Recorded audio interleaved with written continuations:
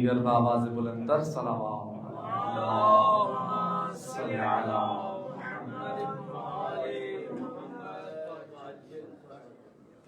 اعوذ باللہ من الشیطان اللعین الرجیم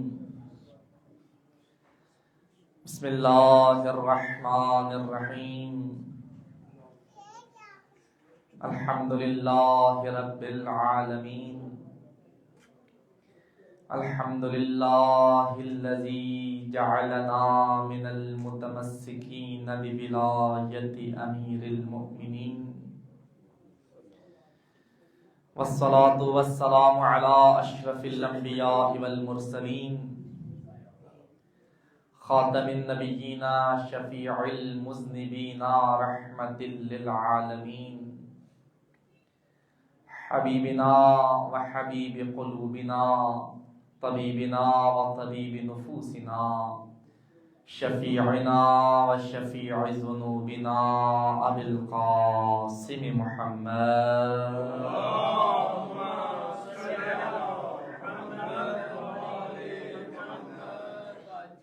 ثم الصلاة والسلام على أهل بيته الطيبين الطاهرين المعصومين المنتجبين الميامين الذين قال الله تبارك وتعالى في شأنهم إنما يريد الله ليذهب عنكم الرجس أهل البيت ويطهركم تطهيرا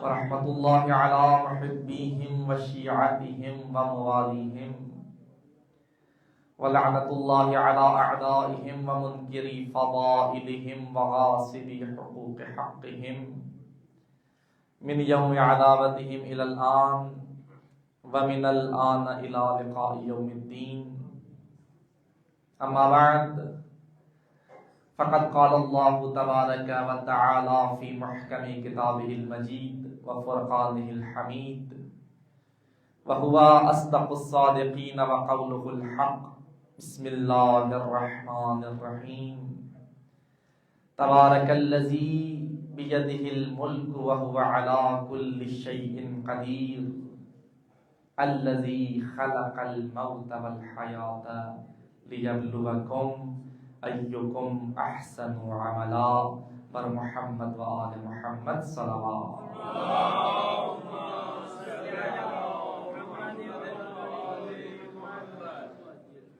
عزیزان گرامی، خداوند متعال کا ہم پہ بے پناہ لطف و کرم ہے کہ اس رحمان و رحیم پروردگار نے ہمیں یہ برکتوں بھرے رحمتوں بھرے ایام نصیب فرمائے، اور یہ سفر خداوند متعال کی طرف سے جو رحمتوں کے سفر کا آغاز ہو چکا ہے، خدا کی برکتوں کے سفر کا آغاز ہو چکا ہے، یہ سفر رواں رواں ہے، یہ سفر رکنا نہیں ہے، ہم نے اپنے آپ کو اس سفر میں چلانے کی کوشش کرنی ہے۔ یہ انسان پہ ڈیپینڈ کرتا ہے کون کس رفتار میں چلتا ہے، کون اپنے آپ کو کس معیار پر لے کر جاتا ہے، اور وہ رحمتیں اور برکتیں جو خدا نچھاور فرما رہا ہے، ہر لمحہ خدا نچھاور فرما رہا ہے، یہ ہمارے اوپر ڈیپینڈ کرتا ہے کہ ہم کس حد تک انہیں سمیٹتے ہیں، کس حد تک ان سے فیض یاب ہوتے ہیں۔ الحمدللہ یقیناً خداوند متعال نے توفیق دی ہے، اور اپنی بساط کے مطابق ہم میں سے ہر کوئی ان دنوں سے استفادہ کر رہا ہے۔ ہماری گفتگو سورہ مبارکہ ملک کے بارے میں ہو رہی ہے۔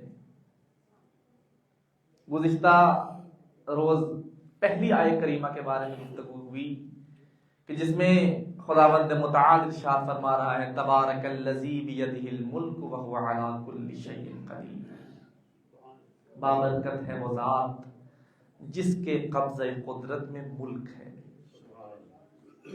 جس کے قبضہ قدرت میں بادشاہی ہے، جس کے قبضہ قدرت میں تمام کائنات کا نظام ہے، اور وہ ایسا بادشاہ، وہ ایسا پروردگار کہ وَهُوَ عَلَى كُلِّ شَيْءٍ قَدِيرٌ، وہ ایسا بادشاہ نہیں کہ جس کے بس میں کچھ ہو اور کچھ نہ ہو،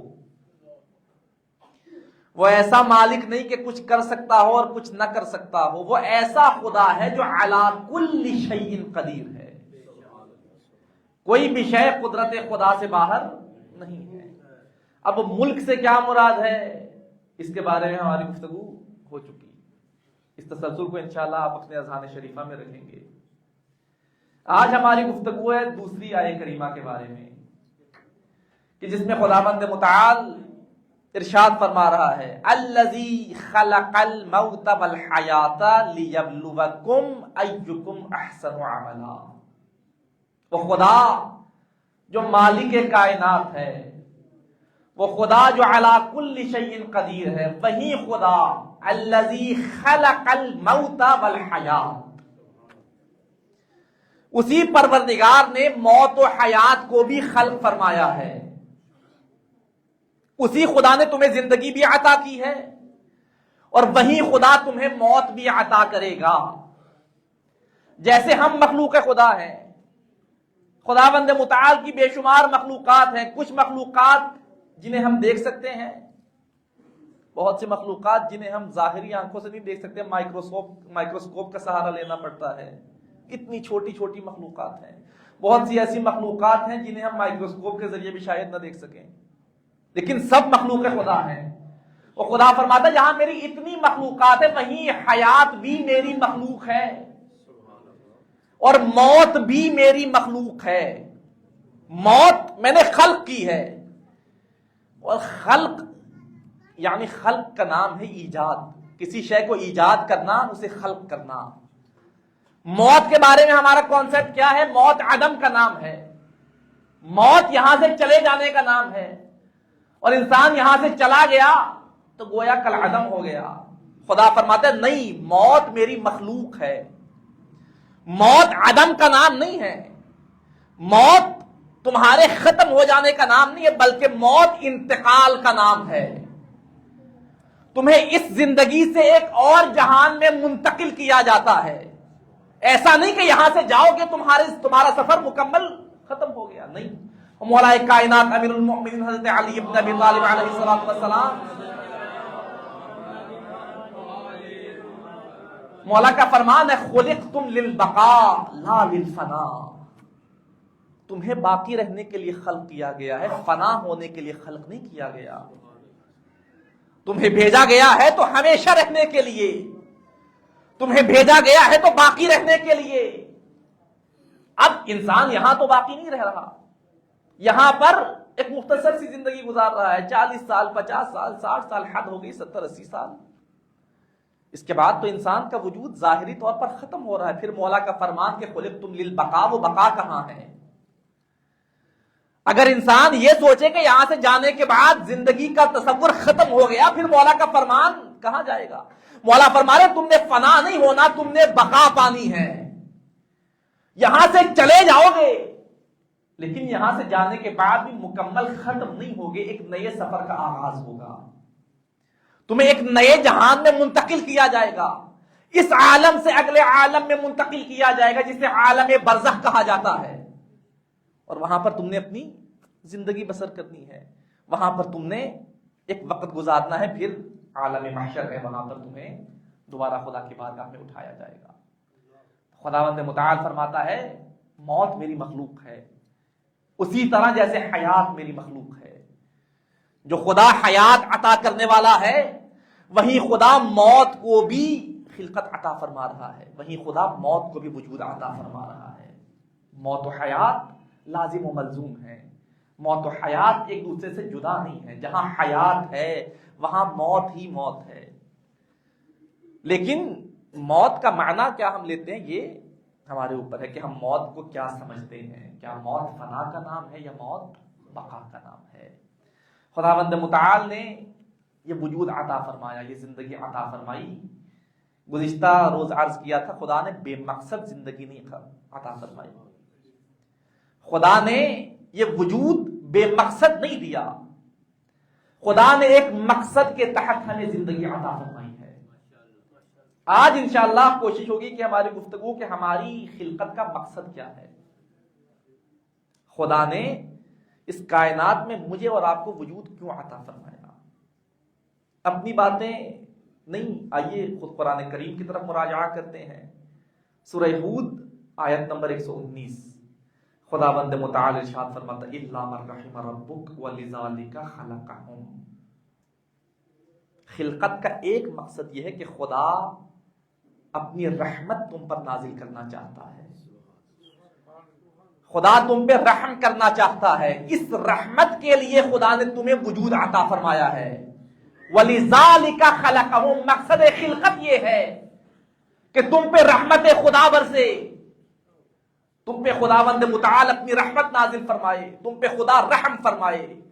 خدا نے انسان کو رحم کرنے کے لیے خلقت عطا فرمائی ہے. خدا نے ظلم کرنے کے لیے وجود نہیں عطا فرمایا. یہ کانسیپٹ کہ خداوند متعال نے جہنم بنائی ہے اور جہنم میں خدا دھڑا دھڑ لوگوں کو بھیجے گا, جہنم میں بھیجنے کے لیے خدا نے خلق نہیں فرمایا. خدا نے اس لیے خلق فرمایا کہ لوگ جنت میں جائیں, میری رحمت کو پائیں. اب ایک انسان خدا کی رحمت سے اپنے آپ کو دور کر لیتا ہے. خدا رحمت بھیج رہا ہے, یہ اس رحمت کے اور اپنے درمیان دیوار کھڑی کر دیتا ہے, اس رحمت کو اپنے تک نہیں پہنچنے دیتا. اگر یہ اپنے آپ کو جنت کا اہل نہ بنائے پھر کہیں تو اس نے جانا ہے. اب کہاں جائے گا وہ اس کا عمل فیصلہ کرے گا. بروز قیامت روایت ہے, قیامت کا دن ہوگا, ایک شخص کو خداوند متعال ملائکہ کو حکم دے گا کہ اسے جہنم کی طرف لے جاؤ. ملائکہ اسے پکڑیں گے اور جہنم کی طرف گھسیٹ کر لے کر جا رہے ہیں. جہنم کی طرف جاتے جاتے یہ ایک دفعہ مڑ کر دیکھے گا, آواز قدرت آئے گی, ملائکہ ذرا رکو. روکا جائے گا اور اس سے پوچھا جائے گا تم جب جہنم کی طرف جا رہے تھے مڑ مڑ کر کیا دیکھ رہے تھے,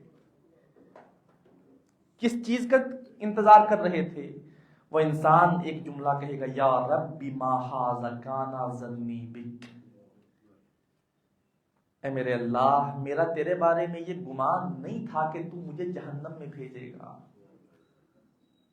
میں تو تجھے رحمان خدا سمجھتا تھا, میں تو تجھے رحیم پروردگار سمجھتا تھا.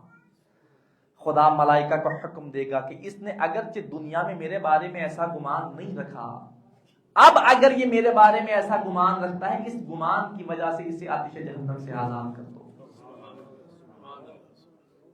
یہ روایت بھی ہے, کسی نے معصوم سے پوچھا مولا خدا کیسا ہے, خدا کیسا ہے, کیسے پہچانے خدا کیا ہے؟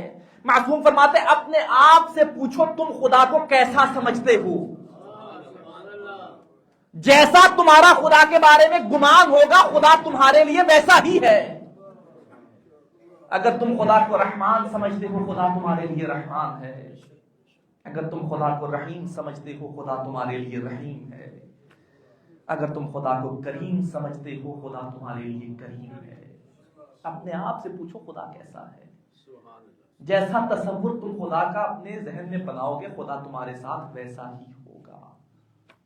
خدا نے رحم کے لیے خلق فرمایا ہے, خدا نے اپنی رحمت عطا کرنے کے لیے اس انسان کو خلق فرمایا ہے. اور یہ رحمت ڈائریکٹلی ہم تک نہیں پہنچ سکتی. خداوند متعال کی رحمت ہم اس قابل نہیں کہ وہ رحمت ڈائریکٹ مجھ تک پہنچے. اس کے لیے خداوند متعال نے ہمارے اور اپنے درمیان ایک وسیلہ رکھا ہے. جس وسیلے کے بارے میں خداوند متعال ارشاد فرماتے ہیں وما ارسلناک الا رحمتا للعالمین.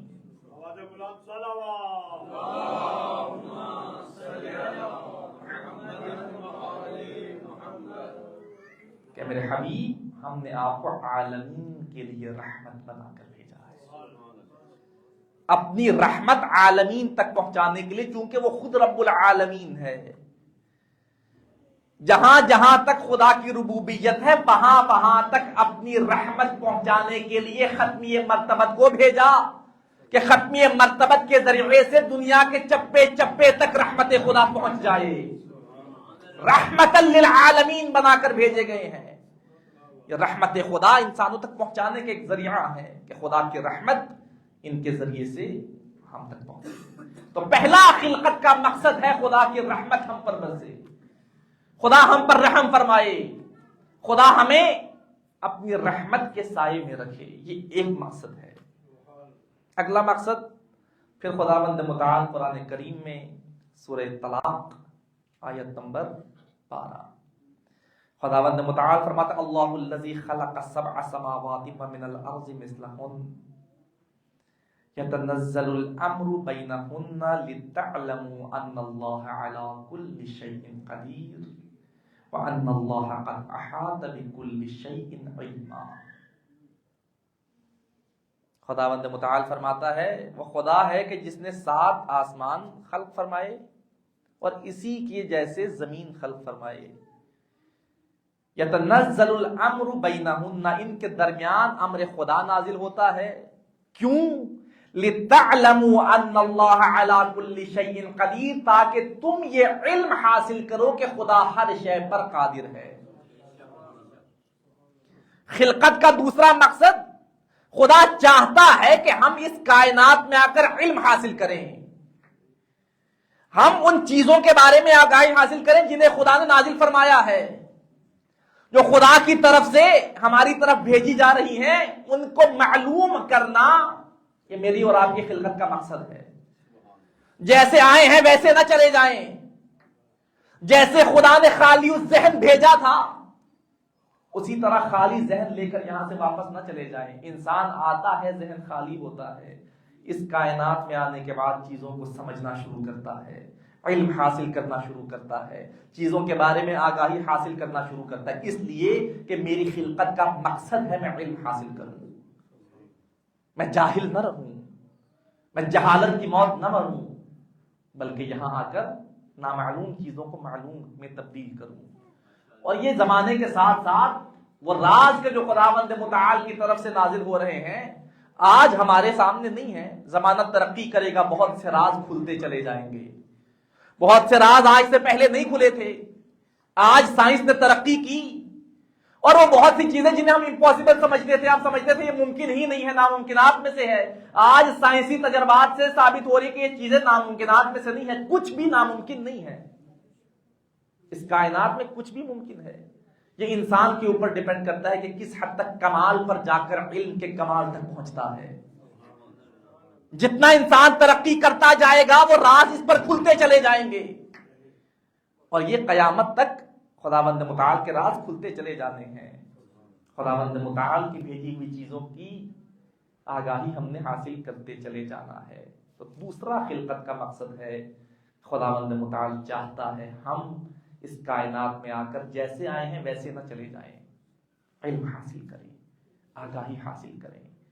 طلب العلم فریضۃ علی کل مسلم و مسلمہ.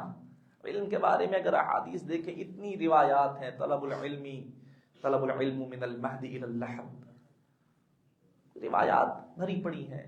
علم حاصل کرنا ہے، کوئی عمر کی قید نہیں ہے، بچپنا نہیں ہے، جوانی نہیں ہے، بڑھاپا نہیں ہے. جیسے ہی انسان پیدا ہوا ہے وہاں سے لے کر قبر کی آغوش میں سونے تک علم حاصل کرتے رہنا ہے، آگاہی حاصل کرتے رہنی ہے. اور پھر وہی بات، یہ علم میں اور آپ خود سے حاصل نہیں کر سکتے. میں خود علم حاصل کرنے بیٹھ جاؤں نہیں حاصل کر سکتا، کسی ایسے سے علم لینا پڑے گا جسے خدا نے علم عطا کر کے بھیجا ہے. اور خدا انبیاء کی صفات میں فرماتا ہے نا لِيُعَلِّمُهُمُ الْكِتَابَ وَالْحِكْمَةَ، انبیاء کی ذمہ داری ہے تمہیں کتاب کی بھی تعلیم دے اور حکمت کی بھی تعلیم دے. جب تک انبیاء ہیں انبیاء کی ذمہ داری ہے، اور جب انبیاء چلے جائیں پھر ان کی ذمہ داری ہے جو مسند انبیاء پر آ کر بیٹھتے ہیں. مسند نبی پہ بیٹھنے والے بہت ملیں گے لیکن علم نبی کا وارث ہر کوئی نہیں ملے گا.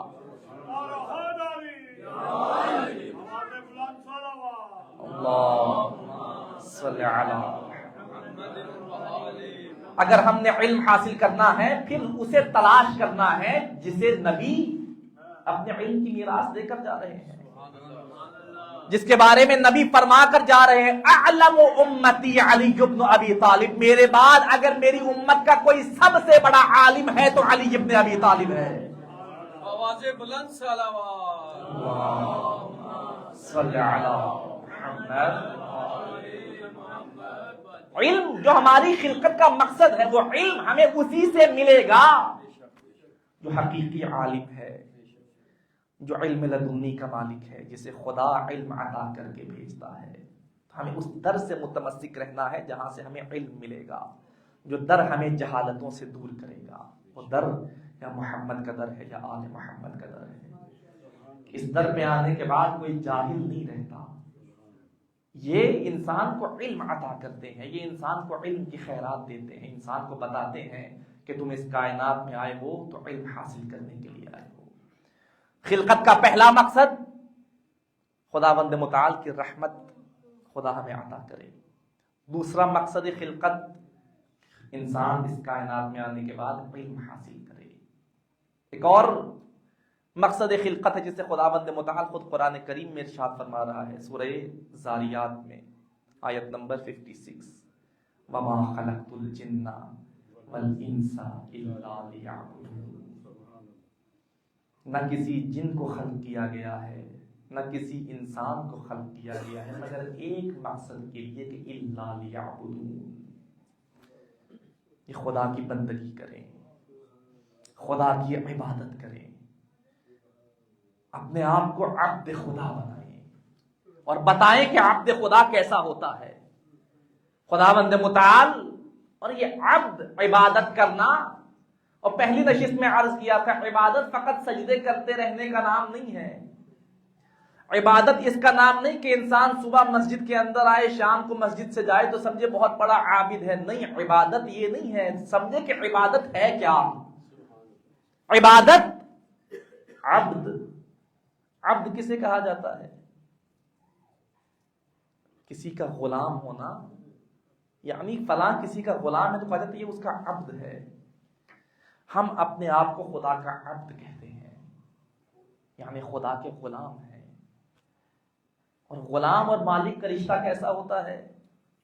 مالک جو کہے غلام نے وہ کرنا ہے. مالک کے آگے سوال نہیں ہے، مالک کے آگے بہانہ نہیں ہے.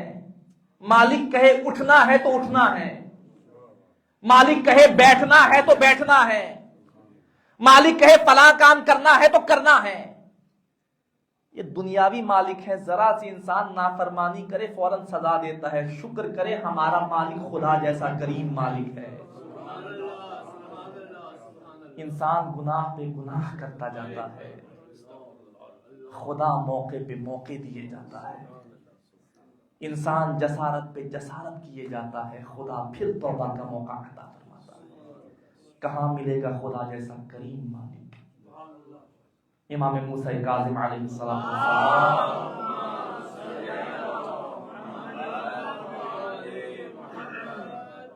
گزر رہے ہیں، گزرتے ہوئے بشر حافی کا گھر آیا. سمجھے کہ عبد کیسا ہونا چاہیے، کہ جس عبدیت کے لیے خدا نے خلق فرمایا ہے. گزر رہے تھے کہ بشر کے گھر سے گانے بجانے کی آوازیں آ رہی تھی، موسیقی کی آواز آ رہی تھی. نشے میں مست ہے، شراب نوشی کر رہا ہے. امام گزر رہے ہیں کہ اس کی کنیز گھر سے باہر نکلی کہ کوئی سامان پھینکنے کے لیے. گھر سے نکل کر ابھی آ رہی تھی، امام سے سامنا ہوا. مولا نے فرمایا ہے کنیز مجھے اتنا بتا، جس گھر سے آ رہی ہے اس کا مالک عبد ہے یا حر ہے؟ اس کا مالک غلام ہے یا آزاد ہے؟ وہ کہتی ہے کنیز تو میں ہوں، ہمارا مالک تو آزاد ہے.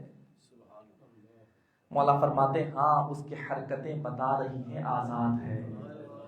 اگر کسی کا عبد ہوتا پھر ایسا نہ ہوتا جیسا ابھی ہے. حرکتوں سے پتا چلے انسان عبد ہے یا نہیں ہے. آتی ہے واپس، ذرا تاخیر ہو جاتی ہے. بشر پوچھتا ہے کہاں تھی؟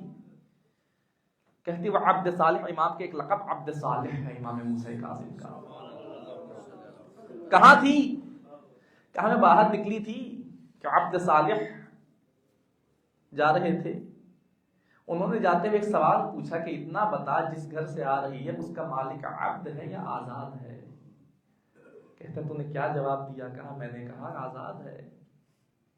پھر مولا نے فرمایا کہ ہاں اس کی حرکتیں بتاتی ہیں آزاد ہے. اگر عبد ہوتا کبھی ایسا نہ ہوتا.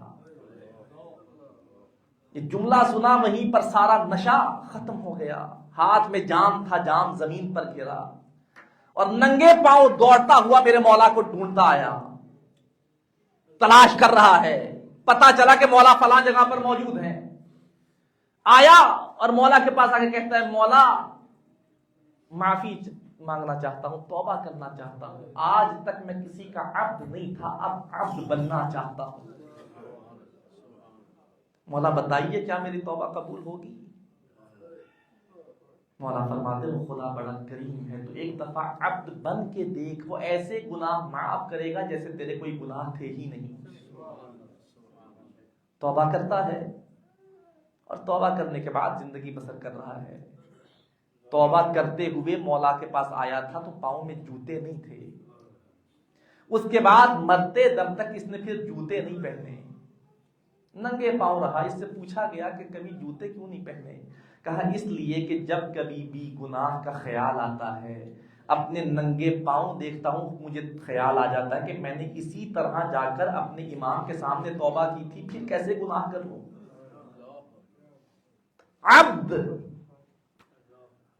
یہ عبدیت وہ مقصد ہے جس کے لیے مجھے اور آپ کو خلق کیا گیا ہے. خداوند متعال کا عبد بننا ہے ہم نے. اور یہ عبد فقط کہنے سے نہیں بننا، یہ عبد میرے عمل نے بتانا ہے میں کس کا عبد ہوں، میں کس کا غلام ہوں. میرا مالک کون ہے یہ بتائے گا میں کسے فالو کر رہا ہوں، میں کس کے پیچھے چل رہا ہوں. اگر میں خدا کے پیچھے چل رہا ہوں تو خدا میرا مالک ہے. اگر میں پیسے کے پیچھے چل رہا ہوں میں پیسے کا غلام ہوں. اگر میں شہرت کے پیچھے چل رہا ہوں میں شہرت کا غلام ہوں. اگر میں نام کے پیچھے چل رہا ہوں میں نام کا غلام ہوں. یہ سب چیزیں ساتھ ساتھ چلتی رہیں گی. اصل مقصد ہونا چاہیے میں خدا کا غلام بن کے زندگی بسر کروں. عزن ان اکون لک عبدا، اے بار الہ، علی کے لیے سب سے بڑی عزت یہ ہے کہ علی تیرا عبد ہے، علی تیرا بندہ ہے. مقامات بہت ہیں علی ابن ابی طالب کے پاس. علی نے کسی پر فخر نہیں کیا، علی اس پہ فخر کر رہے ہیں کہ علی بندہ خدا ہے، علی عبد خدا ہے. بجا لائیں تاکہ ہم خدا کے غلام بن کے زندگی بسر کریں. اگلا مقصد سورہ ملک کی یہ آیہ کریمہ جس کی ابھی تلاوت فرمائی، الذی خلق الموت والحیات لیبلوکم. مقصد خلقت یہ ہے کہ خدا امتحان لینا چاہتا ہے، خدا آزمانا چاہتا ہے، خدا انسان کو آزمائش سے گزارنا چاہتا ہے. یہ آزمائش سے گزارنے کا مقصد کیا ہے؟ کیا ملے گا اس آزمائش سے گزر کر؟ آزمائش سے گزرنے کے بھی بہت سے فوائد ہیں. آزمائش خدا ویسے نہیں عطا کرتا، آزمائش خدا کی طرف سے ان پر آتی ہے جنہیں خدا کوئی مقام دینا چاہتا ہے. یہ صبر کے موضوع میں بحث آتی ہے کہ ہر مصیبت پر صبر کرنا بہت بڑا کام ہے، لیکن صبر کے مراحل ہیں. ایک صبر یہ ہے کہ انسان پر مصیبت آئی، انسان خاموشی سے ایک کونے میں بیٹھ گیا، کسی سے شکوہ نہیں کیا، یہ بھی صبر ہے. ایک صبر یہ ہے کہ انسان پر مصیبت آئی، انسان اپنی زبان پر انا للہ و انا الیہ راجعون کہتا ہے. ایک صبر یہ ہے کہ جب انسان پہ کوئی مصیبت آتی ہے انسان نہ فقط یہ کہ خاموش رہتا ہے، انسان نہ فقط یہ کہ انا للہ کی تلاوت کرتا ہے، انسان صبر کی جگہ شکر بجا لاتا ہے کہ اے بار الہ تیرا شکر ہے تو نے اس امتحان کے لیے میرا انتخاب کیا ہے. انتخاب خدا کوئی معمولی چیز ہے؟ خدا میرا انتخاب کر رہا ہے کہ میرا امتحان لے. یہ خدا کا امتحان لینا ہی بہت بڑی نعمت ہے کہ خدا مجھے امتحان سے گزار رہا ہے. کون میرا امتحان لے رہا ہے؟ وہ جو رب العالمین ہے. اس کی نظر مجھ پر پڑی کہ میرا امتحان لے، اس کی نگاہ کرم مجھ پر پڑی کہ مجھے کوئی مقام عطا کرے. امتحان خداوند متعال عطا فرماتا ہے، کبھی مقام عطا کرنے کے لیے، کبھی بتانے کے لیے کہ تمہاری زندگی بے مقصد نہیں ہے، تمہاری زندگی کسی مقصد کے تحت ہے. خداوند متعال سورہ عنکبوت میں ارشاد فرماتا ہے، دوسری تیسری آیت سورہ عنکبوت کی، احسب الناس ان یترکوا ان یقولوا آمنا وهم لا یفتنون، کیا لوگ یہ گمان کرتے ہیں کہ فقط کہہ دیں ہم ایمان لائے ہیں اور انہیں چھوڑ دیا جائے گا، امتحان نہیں لیا جائے گا؟ ایمان کے امتحانات دینے پڑیں گے، پھر اپنے آپ کو ثابت کرنا پڑے گا ہاں میں مومن ہوں، ہاں میرے دل میں ایمان آ گیا ہے۔ وَلَقَدْ فَتَنَّا الَّذِينَ مِن قَبْلِهِمْ، یہ نہیں کہ خدا فقط ان کا امتحان لے گا، خدا ان سے پہلے لوگوں کا بھی امتحان لے چکا ہے، خدا انہیں بھی آزما چکا ہے۔ فَلَيَعْلَمَنَّ اللَّهُ الَّذِينَ صَدَقُوا وَلَيَعْلَمَنَّ الْكَاذِبِينَ، خدا اس امتحان کے ذریعے یہ جان وہ ثابت تم نے امتحان کے ذریعے کرنا ہے، امتحان میں کامیاب ہو کر کرنا ہے۔ ایک شخص مولا کائنات امیر المؤمنین حضرت علی بن ابی طالب علیہ السلام مولا کی بارگاہ میں آتا ہے اور شکایت کرتا ہے، یا علی مصیبتوں، علی پریشان ہو گیا ہوں، مصیبت آ جاتی ہے۔ مولا فرماتے ہیں کیا سمجھتے ہو کہ یہ مصیبتیں ویسے آ رہی ہیں؟ یہ مصیبتیں سبب بن رہی ہیں کہ خدا اسی دنیا میں تمہارے تمام گناہوں کو معاف کر دے۔ اور مولا فرماتے ہیں یہ مصیبتیں تمہارے گناہوں کو ایسے ختم کر دیتی ہیں، ایسے تم سے جھاڑ دیتی ہیں، جیسے اگر کسی خشک درخت کو ہلایا جائے تو پتے گر جاتے ہیں، ایسے ہی یہ مصیبتیں آ کے تمہارے گناہوں کو تم سے جدا کر دیتی ہیں۔ یہ مصیبتیں آتی ہیں تاکہ تمہیں پاک اور صاف کر دیں، تاکہ تمہیں ایک مقام عطا کریں، تاکہ تمہیں گناہوں سے پاک کر دیا جائے۔ ہم چونکہ مصیبت کو فقط مصیبت کے طور پہ دیکھتے ہیں، ہم مصیبت کو فقط یہ سمجھتے ہیں کہ یہ مصیبت آئی ہے، نہیں عزیزان گرامی، یہ مصیبت ہمارے لیے کیسی نعمت لے کر آئی ہے وہ ابھی ہمارے سامنے نہیں ہے۔ اگر ہمیں پتا چل جائے کہ یہ وقتی مصیبت میرے کتنے گناہوں کو ختم کرنے کا سبب بن رہی ہے، یہ مصیبتیں برداشت کرنا آسان ہو جائے، یہ مصیبتیں ہمیں کوئی تنگ نہ کریں، کیونکہ ہمیں پتا ہوگا یہ مصیبتیں بلا وجہ نہیں ہیں، یہ آزمائشیں بلا وجہ نہیں ہے، یہ ہمیں ایک مقام دے رہی ہیں۔ تو ایک مقصد یہ ہے کہ خداوند متعال ابتلا کرنا چاہتا ہے، امتحان لینا چاہتا ہے۔ آخری مقصد خلقت امام حسین سید الشہداء ارشاد فرماتے ہیں،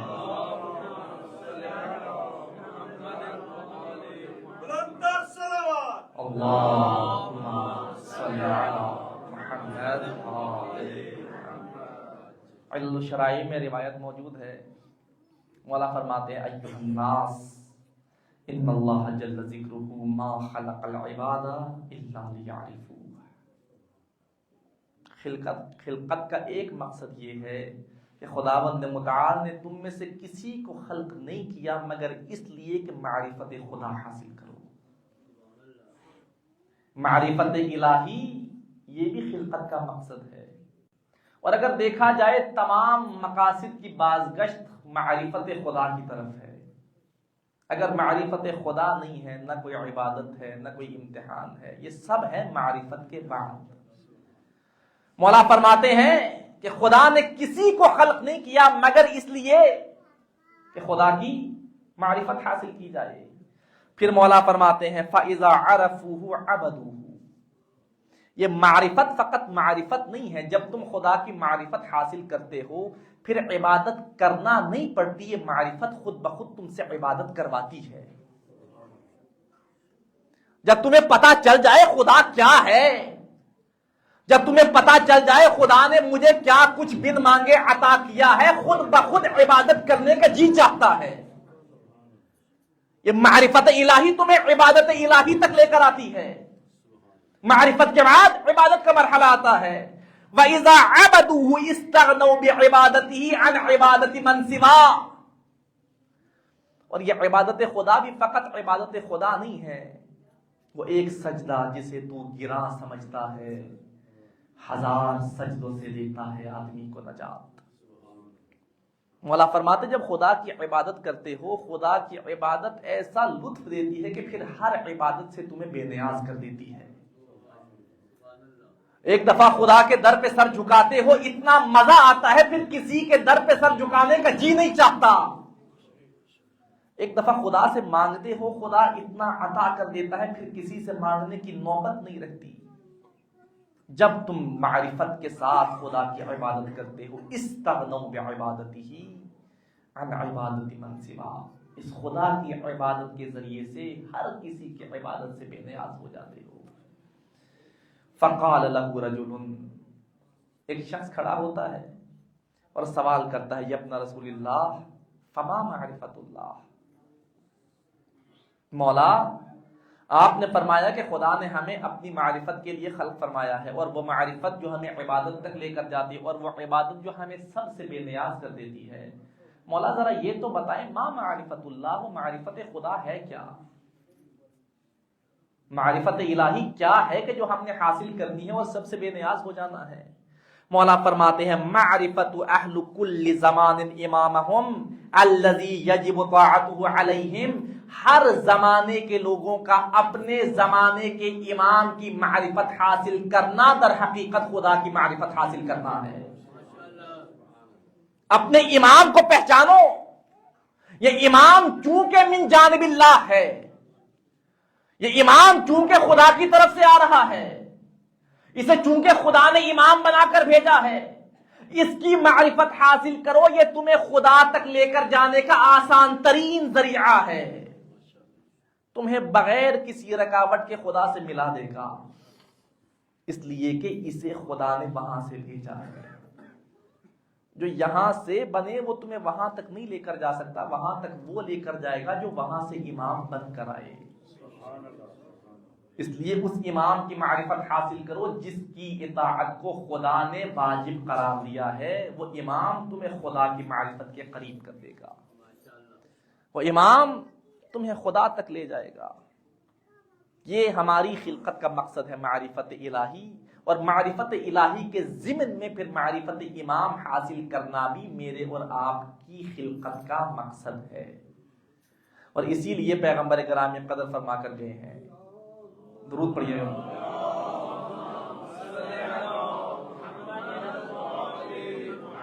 من مات ولم يعرف امام زمانہ مات میتۃ جاہلیہ، جو کوئی بھی مر جائے لیکن اس حالت میں جائے کہ اپنے زمانے کے امام کی معرفت نہ رکھتا ہو، پھر وہ جہالت کی موت مرتا ہے۔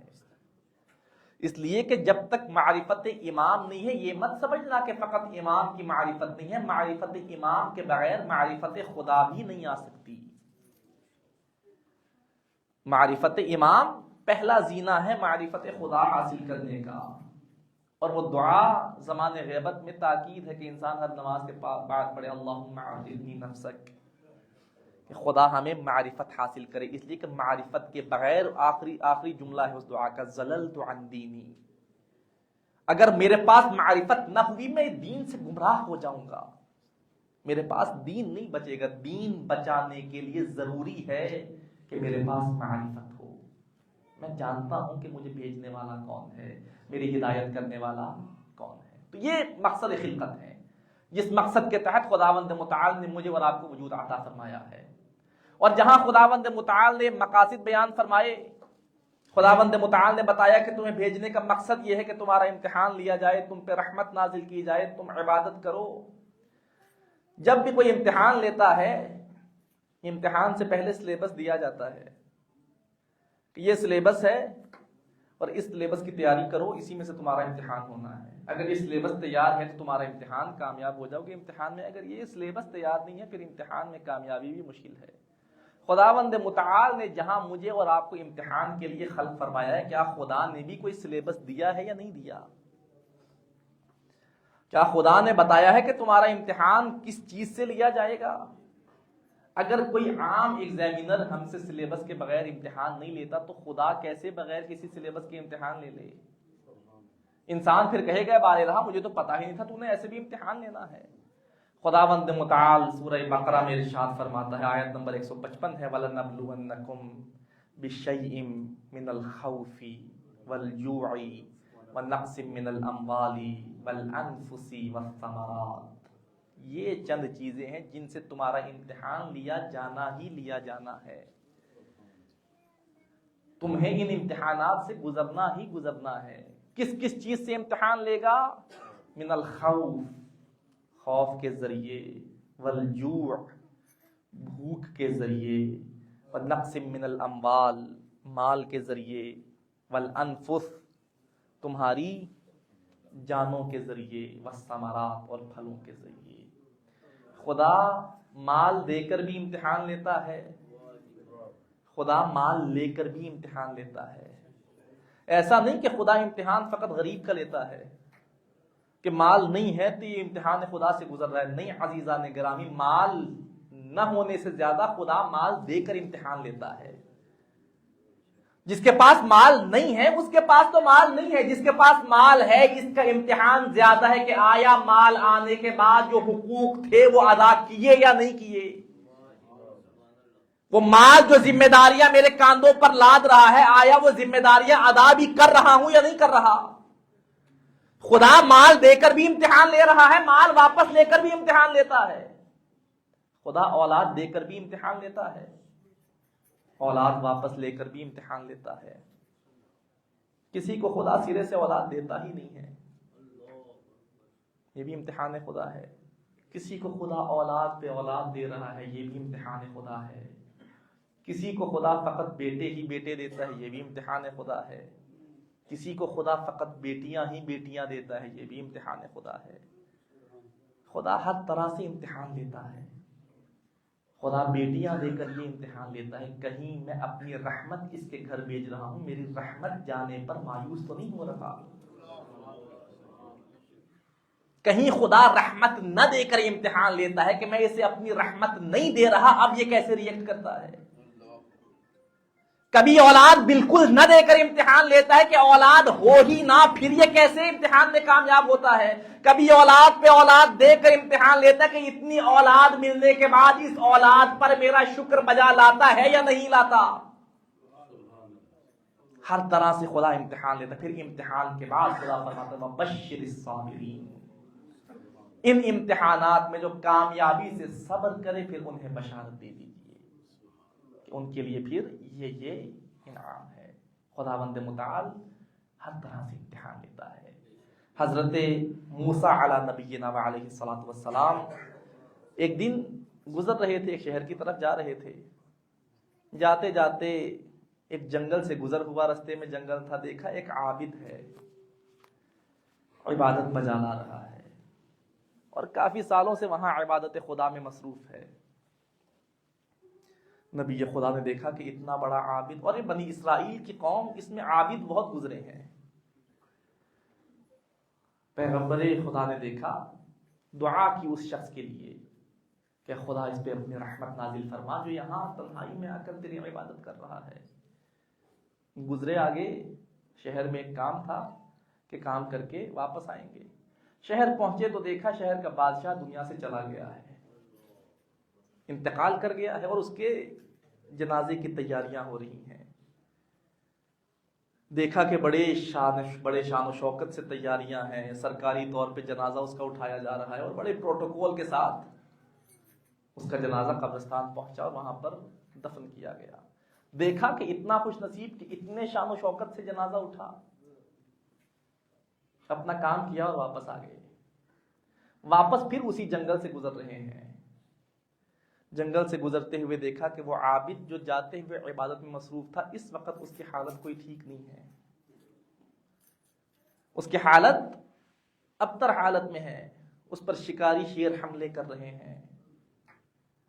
جناب موسیٰ نے خدا سے کہا اے بار الہ، تیرا عابد بندہ تیری عبادت کر رہا تھا، میں اس کے لیے تجھ سے دعا کر کے گیا تھا، لیکن میں نے کیا دیکھا کہ وہاں گیا ہوں تو وہ حکمران جو حاکم تھا اس کا اتنا مقام اور اس عابد کا یہ مقام کہ اس پر اب شکاری حملہ کر رہے ہیں۔ ندائے خدا آتی ہے اے موسیٰ، یہ عابد بڑے عرصے سے عبادت کر رہا ہے اور روزانہ اسے خوراک پہنچانا میری ذمہ داری ہے۔ روزانہ ایک وقت مقرر پہ میں اسے خوراک پہنچاتا ہوں، اسے غذا پہنچاتا ہوں، کبھی اسے بھوکا نہیں رکھا، اس لیے کہ رزق دینا میری ذمہ داری ہے۔ اب میں نے چاہا نیکی کا صلہ میں نے اسے اس انداز میں دیا، اور اسے اس امتحان سے گزارا کہ امتحان آنے پر یہ کیسے ریئیکٹ کرتا ہے، اور اس کا امتحان میرے سامنے آ گیا نتیجہ۔ اور ابھی بھی یہ جس مشکل میں ہے، یہ مشکل بھی میں نے اسے ویسے نہیں دی، یہ مشکل اگرچہ اس کا میرے اوپر عقیدہ کمزور ہونے کی وجہ سے ہے، لیکن اس کے بدلے میں بھی میں اسے مقام عطا کر رہا ہوں۔ ندائے خدا آتی ہے، موسیٰ ذرا آسمان کی طرف دیکھو، اور دیکھو اسے کیسا مقام عطا کیا گیا فقط اس مشکل کی وجہ سے جس سے ابھی گزر رہا ہے۔ ایک بلند مقام خداوند متعال نے عطا فرمایا فقط اس مشکل سے گزرنے کی وجہ سے۔ خدا رازق ہے، ہر مخلوق کو رزق پہنچانا خدا کی ذمہ داری ہے، لیکن کس کا عقیدہ ہے کہ خدا ہمیں رزق عطا کرتا ہے؟ زبانی عقیدہ سب کا ہے، جس سے جا کر پوچھ لیں رازق کون ہے، رازق خدا ہے، خالق کون ہے، خالق خدا ہے، لیکن میدان عمل میں دیکھیں کسے اپنا رازق سمجھ رہے ہیں۔ کوئی اگر جاب ہم سے چھوٹ جائے ہم سمجھتے ہیں میرے رزق کے تمام دروازے بند ہو گئے ہیں، کوئی بزنس میں لاس ہو جائے ہم سمجھتے ہیں اب میرا رزق کہاں سے آئے گا۔ جو خدا جب کچھ نہیں تھا یہ جاب عطا کر سکتا ہے، وہ خدا دوبارہ بھی عطا کر سکتا ہے۔ جو خدا پہلے اسباب فراہم کر سکتا ہے وہ خدا پھر بھی کر سکتا ہے۔ خدا پہ یقین رکھ کر تو دیکھو، خدا کے بارے میں دل سے یہ عقیدہ بنا کر تو دیکھو کہ خدا علی کل شیء قدیر ہے، پھر دیکھو خدا کیا کیا عطا فرماتا ہے۔ ایک دفعہ انسان اپنے وجود کو دیکھے نا، بن مانگے جو خدا اتنا کچھ دے رہا ہے۔ ہم میں سے کسی نے خدا سے وجود نہیں مانگا، خدا نے دیا۔ اگر وہ خدا بن مانگے اتنا دے رہا ہے، مانگنے پر خدا کیا کیا دے سکتا ہے؟ یقیناً خدا سب کچھ دے سکتا ہے، لیکن مانگنا اس یقین کے ساتھ ہے کہ خدا دے گا۔ عزیزان کرام، آج شب جمعہ ہے، شب استجابت دعا، شب توبہ، شب مغفرت۔ ماہ مبارک رمضان ویسے ہی مغفرت کا مہینہ ہے، پھر ماہ مبارک رمضان میں شب جمعہ اپنا مقام رکھتی ہے۔ جو جو حاجات دلوں میں ہیں، جو جو پریشانیاں ہیں، بیمار ہیں، پریشان ہیں، اپنی اپنی حاجات کو دل میں رکھیے اور آئیے خداوند متعال کو وسیلہ دیتے ہیں۔ پیغمبر گرامی قدر کی اس معصومہ بیٹی کا کہ جسے فاطمہ کہا جاتا ہے۔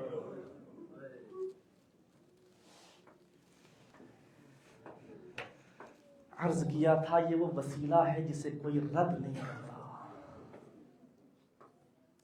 لیکن یہ معصومہ بی بی کتنی مظلومہ ہے، کتنے ستم دیکھے ہیں، یہ میرے اور آپ کے وہم و گمان میں بھی نہیں ہے۔ ہاں، اگر مظلومیت جناب زہرا کو سمجھنا ہے فقط اتنا سمجھ لیجئے کہ جوانی ہے جناب زہرا کی، لیکن سہارے کے بغیر جل نہیں پاتی۔ جوانی ہے جناب زہرا کی، لیکن کمر جھکی ہوئی ہے، سر پہ ہر وقت موت کی پٹی بندھی ہے۔ کسی کی اولاد ہو نا، اولاد والی ماں کبھی مرنے کی دعا نہیں کرتی، تمنا ہوتی ہے اپنی اولاد کی خوشیاں دیکھوں، اپنی اولاد کو اپنے ہاتھوں سے جوان ہوتا دیکھوں۔ یہ ہماری اولاد ہے، اور جس کی اولاد حسنین جیسی ہو، جس کی اولاد زینب و ام کلثوم جیسی ہو، یقیناً جینا چاہتی ہوں گی جناب زہرا، لیکن امت نے اتنا ستایا ہے، دعا فرماتی ہے اللہم عجل لی وفاتی، اے میرے اللہ زہرا کی موت میں جلدی کر دے، اب زہرا سے جیا نہیں جاتا ہے۔ اجرکم علی اللہ، اپنی آوازوں کو بلند کر کے خدا کو جناب زہرا کا واسطہ دے کے دل میں جو جو حاجات ہیں اس یقین سے مانگیں کہ آج کی شب خدا رد نہیں کرے گا۔ ایک ذاکر جناب زہرا کے مصائب پڑھ رہے ہیں، وہ کہتے ہیں جناب زہرا کے مصائب پڑھے، سب نے گریہ کیا، مصائب ختم ہوئے، سب ایک ایک کر کے فرش عزا سے اٹھے اور جانا شروع کیا، سب چلے گئے، لیکن ایک شخص ہے وہ بیٹھا ہے اور روتا جا رہا ہے، اس کے گریے کی آواز بلند سے بلندتر ہوتی جا رہی ہے، اور ذاکر کہتے ہیں میں گیا اس مومن کے پاس، اسے حوصلہ دیا، اسے سینے سے لگایا، اے مومن، ہاں زہرا کی مصیبت بہت بڑی مصیبت ہے۔ وہ مومن کہتا ہے آغا میں ایک ڈاکٹر ہوں اور ہڈیوں کا ڈاکٹر ہوں، میں جانتا ہوں انسان کے بدن میں جب کوئی ہڈی ٹوٹ جائے نا،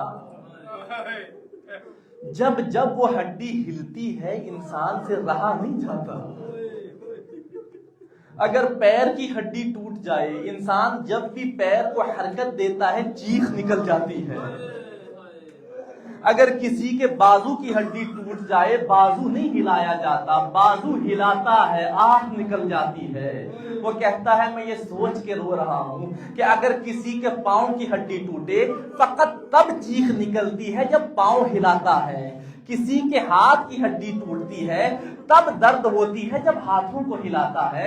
اور میں یہ سوچ رہا ہوں کہ زہرا کے پاؤں کی ہڈی نہیں ٹوٹی تھی، زہرا کے بازوؤں کی ہڈی نہیں ٹوٹی تھی، اور زہرا کی پسلیاں ٹوٹی ہوئی تھی، اور جب کسی کی پسلیاں ٹوٹ جائیں اسے پھر حرکت دینی نہیں پڑتی، وہ جب سانس لیتا ہے ہر دفعہ اس کی پسلیوں سے چیخ کی صدا بلند ہوتی ہے، اور میں یہ سوچ کے گریہ کر رہا ہوں زہرا نے کیسے شب و روز گزارے ہوں گے، اور جب بھی زہرا سانس لیتی ہوگی نہ جانے زہرا کیسے سانس لے سکتی ہوں گی۔ عزادارو یہی وجہ ہے زہرا نے وصیت فرمائی یا علی مجھے رات کی تاریکی میں غسل دینا۔ علماء نے بہت سی توجیحات بیان فرمائی، ایک وجہ یہ بیان فرماتے ہیں زہرا نہیں چاہتی تھی جب علی زہرا کو غسل دے علی کی نگاہ زہرا کے شکستہ پہلوؤں پہ پڑے، اس لیے رات کی تاریکی میں غسل دینے کا کہا۔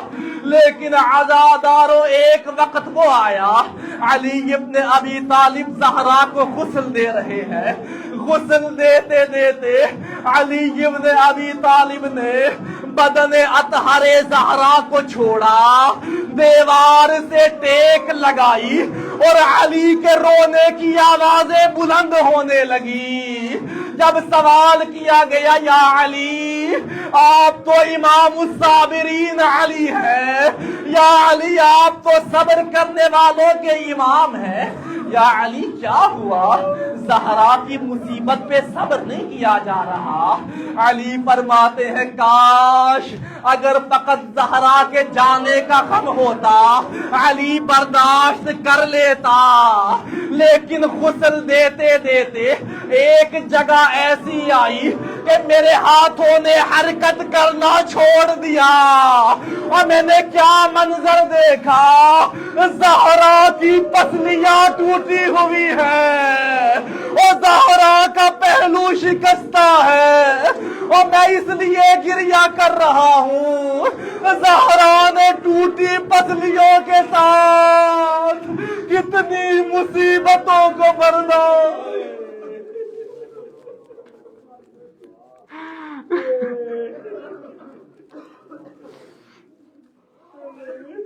اللہ لعنت اللہ علی القوم الظالمین وسيعلم الذين ظلموا أي منقلب ينقلبون إنا لله وإنا إليه راجعون۔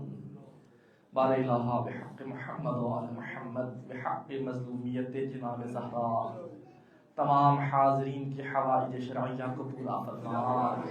بار الہ ہمارے اس ذکر کو، ہمارے ان آنسوؤں کو وسیلہ نجات قرار فرما۔ ان آنسوؤں کو رومال جناب زہرا میں جگہ عنایت فرما، اس قلیل سے ذکر کو اپنی بارگاہ میں مقبول و منظور فرما۔ بار الہ تجھے جناب زہرا کی مظلومیت کا واسطہ، بہت سے مؤمنین بیمار ہیں جنہوں نے التماس کی ہے، ہر گھر میں کوئی نہ کوئی کسی مرض میں مبتلا ہے، ہسپتال بیماروں سے بھرے ہوئے ہیں۔ بار الہ ہمارے پاس جناب زہرا سے بہتر کوئی وسیلہ نہیں ہے، یہ وہ وسیلہ ہے جسے کبھی رد نہیں کیا جاتا۔ اے بار الہ تجھے جناب زہرا کا واسطہ دے کر دعا کرتے ہیں، جتنے مؤمنین و مؤمنات بیمار ہیں، التماس کی ہے یا التماس نہیں کی، زبانوں پر نام آ سکتا ہے یا نہیں آ سکتا، تمام بیماروں کو، بالخصوص ہمارے علماء کرام جو بیمار ہیں، علامہ مہدی کاظمی صاحب، والد صاحب، بحق جناب زہرا، تمام بیماروں کو شفائے کلی عنایت فرما، ان کی تمام تکالیف کو دور فرما۔ بار الہ شب جمعہ ہے، شب استجابت دعا ہے، بے اولاد مؤمنین و مؤمنات جن کی اولاد نہیں ہے اولاد کے لیے التماس کی ہے، جن کی اولاد نرینہ نہیں ہے اولاد نرینہ کے لیے التماس کی، آج کی اس شب کا واسطہ تمام مؤمنین و مؤمنات کو اولاد نرینہ کی نعمت سے سرفراز فرما، صاحبان اولاد کو اپنی اولاد کی خوشیاں دیکھنا نصیب فرما۔ بار الہ بحق محمد و آل محمد، و مؤمنین و مؤمنات جو ہمارے ساتھ ان فرش عزا، فرش مجالس و محافل پر ہوا کرتے تھے، آج ان کی زندگی نے مہلت نہیں دی، بار الہ تو اس سے دعا کرتے ہیں ان تمام مؤمنین و مؤمنات کے درجات کو بلند فرما، انہیں اعلیٰ علیین میں جگہ عنایت فرما، جو مؤمنین سے فرما، ہم سب کو اپنے امام کے اعوان و انصار میں شامل ہونے کے قابل بننے کی توفیق عطا فرما۔ بار الہ مسلمانوں پر جہاں جہاں ظلم و ستم کیا جا رہا ہے، چاہے وہ فلسطین ہے، چاہے دنیا کا کوئی کونا ہے، جہاں مسلمان مظلوم ہیں، ان مظلوم مسلمانوں کی حمایت فرما، انہیں فتح و نصرت عنایت فرما۔ بار الہ پرچم اسلام کو سر بلند فرما، علم کفر و نفاق کو سر نگون فرما۔ بار الہ بحق محمد و آل محمد، جب تک اس دنیا میں ہماری زندگی ہے، محمد و آل محمد کی محبت کے ساتھ زندہ رہنے کی توفیق عطا فرما۔ اس دنیا سے جاتے ہوئے محمد و آل محمد کی محبت دل میں لے کر جانے کی توفیق عطا فرما۔ ہم سب کو محبت اہل بیت کا دعویٰ کرنے کے ساتھ تقاضائے محبت اہل بیت کو پورا کرنے کی توفیق عطا فرما، نقش ائمہ اطہار پہ چلنے کی توفیق عطا فرما۔ بار الہ بحق محمد و آل محمد، اس مسجد ابو تراب کے بانیان ان کی توفیقات خیر میں اضافہ فرما۔ ان دروس میں جو مؤمنین و مؤمنات جس طرح سے حصہ لے رہے ہیں، شرکت کر کے حصہ لے رہے ہیں، نیاز کے ذریعے حصہ لے رہے ہیں، اس کا اہتمام کر کے حصہ لے رہے ہیں، تمام حصہ لینے والے مؤمنین و مؤمنات کو طول عمر عنایت فرما، ان کی توفیقات خیر میں اضافہ فرما۔ بار الہ بحق محمد و آل محمد، ہم سب کو اس دنیا میں